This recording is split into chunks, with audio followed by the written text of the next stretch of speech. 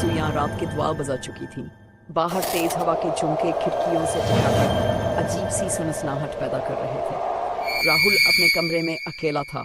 अचानक बिजली चली गई और पूरा घर घने अंधेरे में डूब गया। राहुल का दिल जोर जोर से धड़कने लगा। उसने मोबाइल उठाया, लेकिन स्क्रीन पर बैटरी की लाल चेतावनी छपक रही थी।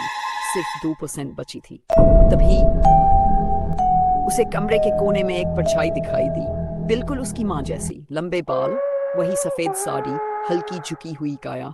राहुल के शरीर में ठंडक दौड़ गई, गला सूखने लगा। घबराते हुए उसने कांपती आवाज में पूछा, कौन है वहां?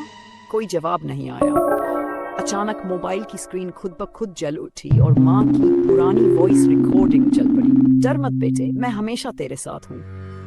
राहुल के हाथ से मोबाइल गिर गया। उसकी आंखें चौड़ी हो गई। हल्की हल्की सिसकियों की आवाज आने लगी, जैसे कोई रो रहा हो। अंधेरे में वह परछाई धीरे धीरे उसकी ओर बढ़ने लगी। कमरे का तापमान गिरने लगा और ठंडी हवा राहुल के चेहरे को छूकर निकल गई। नहीं मम्मी।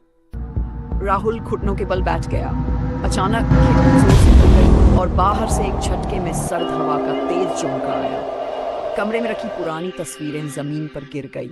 राहुल ने कांपते हुए तस्वीर उठाई। ये वही तस्वीर थी जिसमें वो माँ की गोद में था।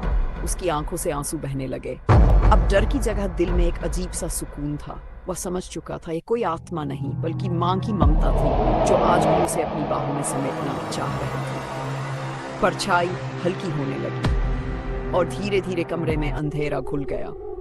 राहुल के चेहरे पर अब डर नहीं था, बल्कि एक हल्की मुस्कान थी। वह जानता था माँ कहीं नहीं गई, वह हमेशा उसके साथ थी।